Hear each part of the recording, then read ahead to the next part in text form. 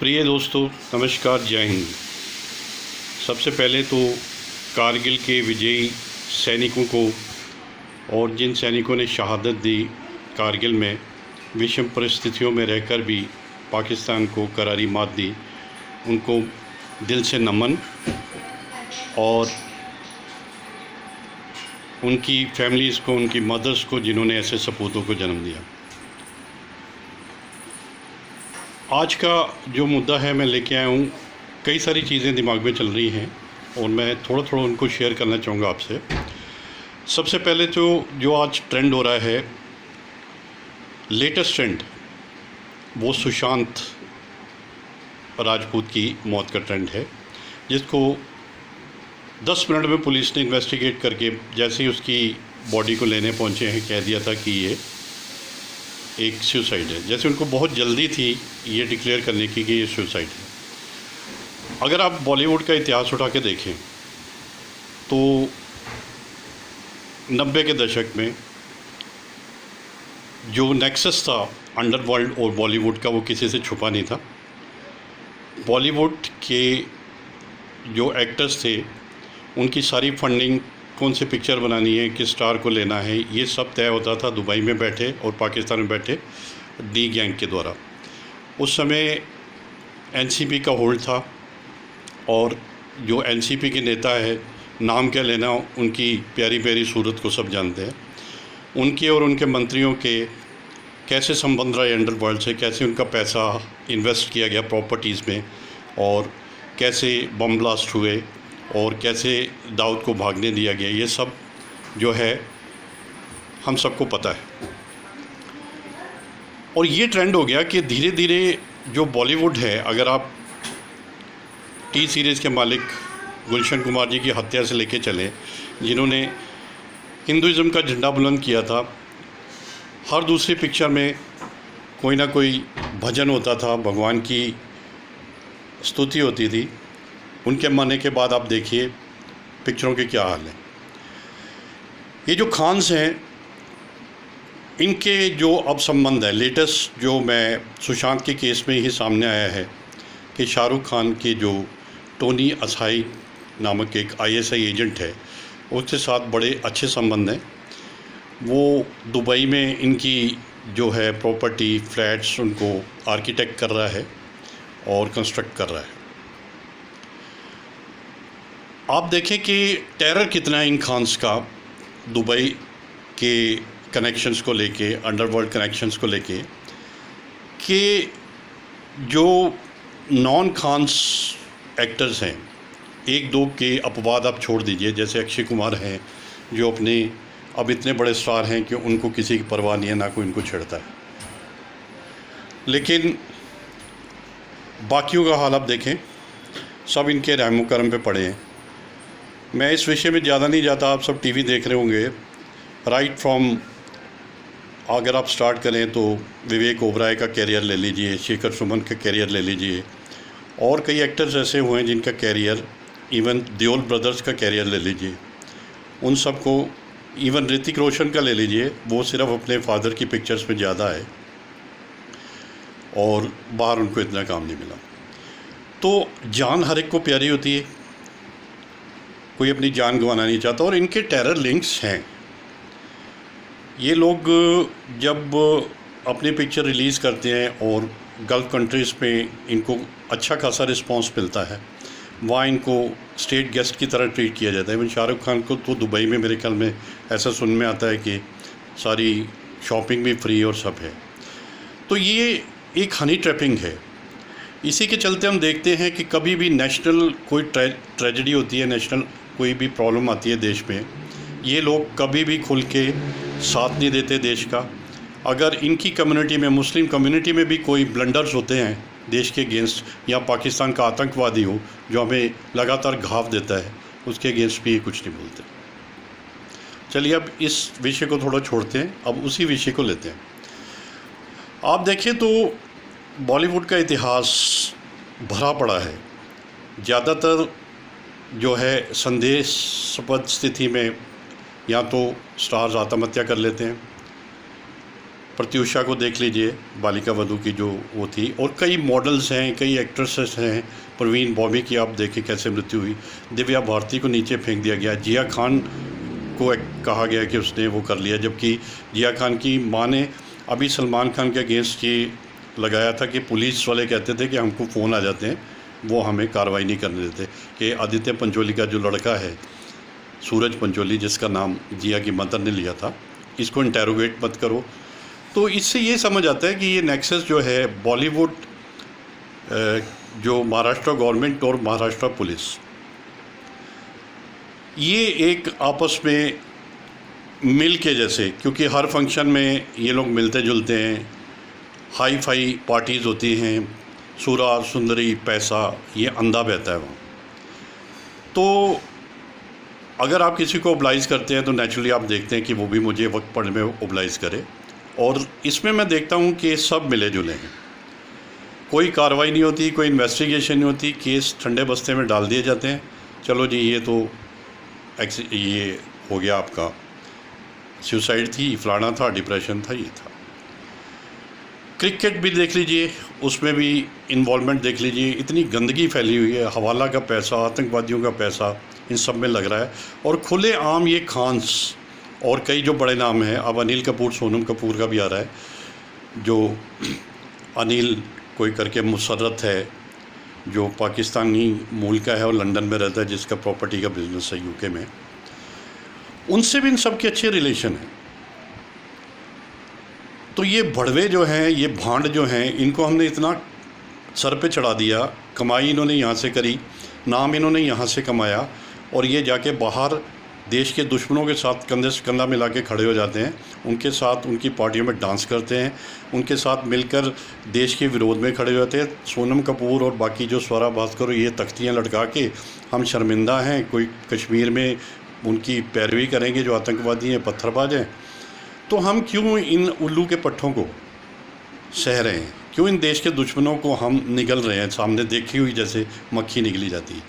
ये क्या बहुत बड़े, क्या देश के कानून से ऊपर है? क्यों नहीं देश में ऐसे कड़े कानून लगा दिए जाते हैं कि इनको सम्मान करके और इनको उल्टा टांग के और इनसे पूछा जाए कि तुम क्या, तुम्हारे बाप का राज चल रहा है यहाँ देश में, कि तुम कुछ भी करोगे और जाके आतंकवादियों से सांठगांठ करोगे? और जहाँ तक महाराष्ट्र गवर्नमेंट का भी संबंध है, आप देखें, बिहारियों को शिव सैनिक जब दिल करे, टैक्सी वाले हुए, कोई हुआ छोटा मोटा काम कर रहा है, उनको पीट देते हैं। कोई वहाँ पेपर देने जाता है, उसको पीट देते हैं। एक खुंदक बिहारियों के साथ, उत्तर भारतीयों के साथ उनकी रहती है। तो क्या आप समझते हैं कि वो सुशांत के जैसे एक बिहारी जो बिहार से आया है, उसके लिए सीबीआई की जांच का आदेश देंगे? सुब्रमण्यम स्वामी जी से मेरा निवेदन है कि कोर्ट से आदेश दिलवाएं, इन्होंने कोई आदेश नहीं देना। और इनका बाप था ये जो चुंडे मुंडे इंडस्ट्री में भरे पड़े हैं नालायक, दो कौड़ी के महेश भट्ट, और ये जो इनका ख़ानदान, और ये आलिया भट्ट, और ये करण जौहर, और ये जो सलमान खान इत्यादि, इन सब का बाप था एकेडमिक्स में वो लड़का। आगे जाके देश के लिए कुछ करता, वो इतना टैलेंटेड, उसको मार दिया उठा के, चिढ़ गए उससे, उसका जीवन बर्बाद कर दिया। अब समय आ गया है कि कई चीज़ों को संभालने की बड़ी ज़रूरत है। तबलीगी जमात का भी आप देखें, अभी तक कोई उस पर कार्रवाई नहीं है। मौलाना साहब पे कोई कार्रवाई नहीं है। उनका जो सेल का है, जो दिल्ली का माइनॉरिटी सेल का हेड है, उसने कितनी बकवास करी थी, उसका कोई अभी तक कुछ नहीं हुआ। तो अब ये समय आ गया है कि ये इंटरनेशनल प्रेशर और ये सारी चीज़ों को छोड़ करके एक ऐसा पंजा कसा जाए इन पे कि देश के अगेंस्ट कोई भी कार्रवाई करे तो वो फिर आज़ादी से सांस ना ले पाए बाहर। उसकी जगह फिर अंडमान निकोबार की काली जेलें हैं, जहाँ पे हमारे शहीदों ने टॉर्चर सहे थे देश के लिए, लेकिन इन देश विरोधियों को वहाँ जाके बंद किया जाए, सारी उम्र वही एड़ियाँ रगड़ते हुए मरे। देश पे आपदाएँ आई हुई हैं। एक तरफ चाइना है, वो पूरी दुनिया को ग्रेवयार्ड बना के और अब दुनिया से लड़ाई की तैयारी कर रहा है। इस नीच राष्ट्र को तो सब राष्ट्रों को मिलकर खंड फंड कर देना चाहिए। जितना चाइना जिंदा रहेगा उतनी जो दुनिया है वो तबाह होती रहेगी। एक तरफ बाढ़ आई हुई है, एक तरफ ये है, और एक तरफ जो मुख्य विपक्षी पार्टी कांग्रेस है, उसके जो प्रमुख वो है देश है, प्रमुख जो फैमिली है वो चाइना से पैक्ट कर रही है जाके इंडिविजुअल लेवल पे। वो एक समानांतर सरकार चला रहे हैं कि अगर हम पावर में नहीं है, पैसा नहीं है, तो हम उन देशों से पैसा ले लेंगे जो देश इंडिया के विरुद्ध हैं, वो हमें बहुत पैसा दे देंगे और हम उनके लिए एक प्रॉक्सी वार लड़ेंगे अपने ही देश में। सब देख रहे हैं, ऐसा दिन आने वाला है कि आगे आगे भागेंगे और पब्लिक इनके पीछे पीछे भागेगी, लठ लेंगे। इस फैमिली ने बर्बाद कर दिया देश को। अगर राजीव गांधी फंड को भी आप उठा के देखें तो उसमें किस किस लोगों ने फंडिंग दी हुई है, उसमें जाकिर नाइक तक का नाम है। शर्म नहीं आती इन लोगों को जो देश के विरोध में हैं, उनसे ये सारे पैसे ले ले कि कहीं अंत नहीं है इस फैमिली की ग्रीड का। चाइना की भाषा बोलते हैं, हमेशा देश के अगेंस्ट 370 का फेवर करेंगे, राम मंदिर पे उंगली उठाएंगे, राम के अस्तित्व पे उंगली उठाएंगे, और फिर भी मेरे हिंदू भाई इनके साथ लगे हुए हैं। शर्म आनी चाहिए उन लोगों को जो अपने अस्तित्व को भी नहीं पहचानते, अपने धर्म की रक्षा नहीं कर सकते, एक लेडी और उसके साथ लग के अपने ही मुंह पे कालिक पोतने पे लगे हुए हैं। तो मेरा यही निवेदन है, ये जो आज देश उलझा हुआ है, ये बहुत बड़ी एक समस्या आई हुई है। इसमें हम विपक्ष से तो उम्मीद कर ही नहीं सकते कि वो कुछ कंस्ट्रक्टिव करेगा, लेकिन देश के जो निवासी हैं वो सब देख रहे हैं क्या हो रहा है, और इसका एक समय आने पे एक ऐसा उत्तर दिया जाए कि जो देश के अंदर बैठे गद्दार हैं, ये जो जयचंद बैठे हैं, इनको पब्लिक दौड़ा दौड़ा के पीटे। बहुत होगी इनकी बदतमीजियाँ, बहुत होगी इनकी सरेआम खून जलाते हैं ये आके, ऐसे ऐसे बयान देते हैं। देश से ऊंचा कुछ नहीं है। हमारे जवान इतनी विपरीत परिस्थितियों में अपने जीवन का बलिदान करते हैं इन टट्टुओं के लिए। ये जो बकवास करें घर के अंदर एयर कंडीशन में बैठ के और पूरी ऐश लेते हुए, पूरी जेड सुरक्षा के साथ, इनको पटको, इनकी सुरक्षा वापस लो। आम आदमी की तरह जी के देखें रोज़ कितने थप्पड़ पड़ेंगे इनको। शर्म नहीं आती इन लोगों को। इस देश का खाया इस देश ने क्या नहीं दिया, और इसी देश को खोखला करने में लगे हुए। मैं लॉ फोर्सिंग जो एजेंसीज हैं उनसे रिक्वेस्ट करूंगा, पालघर को लेके, सुशांत को लेके, और जो भी पेंडिंग केस हैं, इवन जिया खान, श्रीदेवी, इन केसेस को भी खुलवाया जाए और इन सब को कटघरे में खड़ा किया जाए। अगर सीबीआई जांच महाराष्ट्र सरकार नहीं करवाती तो कोर्ट से इसके ऑर्डर दिलवाए जाएँ, या केंद्र सरकार इसके लिए प्रयत्न करके और वो दे सीबीआई इंक्वायरी का। और ये जो देश के गद्दार हैं, ये जो नेक्सस निकल रहा है अभी बॉलीवुड स्टार्स का और पाकिस्तानी एजेंट्स का, इन सब को इन्वेस्टिगेट किया जाए। ये एक देशद्रोह है, एक तरह की ये वॉर है। इनको ऐसे ही ट्रीट करना चाहिए इन लोगों को जैसे हम आतंकवादियों को ट्रीट करते हैं। बड़ा इनको सर पे चढ़ा लिया, बड़े इन्होंने पैसे कमा लिए, ये पैसे के लिए जाके अपने देश को भी गिरवी रख देंगे, अपनी मातृभूमि से भी गद्दारी करते हैं। शर्म नहीं आती इन लोगों को। एक बार फिर कारगिल के महान शहीदों को मैं शत शत नमन करता हूँ। हमारी सेनाएं जो हैं सर्वोत्तम हैं, वो अपना जो कहीं भी देश पे संकट आता है तो अपनी पूरी जान लड़ा के इस मातृभूमि की रक्षा करते हैं। आइए हम सब अपनी सशस्त्र सेनाओं का सम्मान करें, उनके परिवारों के साथ हमेशा खड़े हों। और ये जो बाढ़ की आपदा, कोरोना की आपदा आई हुई है, इसमें मैं रिक्वेस्ट करता हूँ, मैं भी भोगी हूँ, मेरे पे भी बहुत परेशानियाँ आई हुई हैं, ऐसे ही कई लोगों पे बहुत परेशानियाँ आई हुई। जो समर्थ हैं वो एक दूसरे की हेल्प करें। कई जगह ऐसा होता है कि कोई शर्म के मारे या किसी चीज़ में कह नहीं सकता, लेकिन वो दुविधा में होता है। ऐसे लोगों का पता करें, अगर आप कर सकते हैं तो उनके लिए ज़रूर कुछ करें। अगर आपके पास स्पेयर है, आप कुछ कर सकते हैं किसी के लिए, तो इससे बड़ा दान पुण्य, इससे बड़ी कोई, मैं कहता हूँ, जीवन में करने लायक नेक काम नहीं है। आप मंदिर जाते हैं और गुरुद्वारों में जाते हैं, बड़े बड़े तीर्थ स्थानों में जाते हैं, इससे बड़ा तीर्थ कोई नहीं है।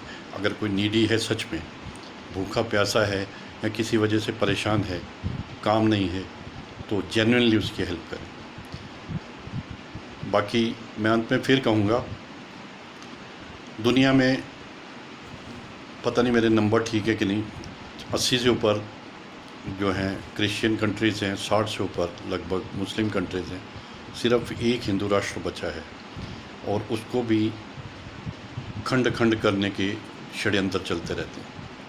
अपने धर्म के लिए खड़े होइए, अपने धर्म को गालियां देने वालों को ज़रा सख्ती से उनसे निपटिए, और जो लोग हमारे धर्म के अगेंस्ट हैं उनके पीछे मत लगिए सिर्फ राजनीति के लिए और अपने स्वार्थ के लिए।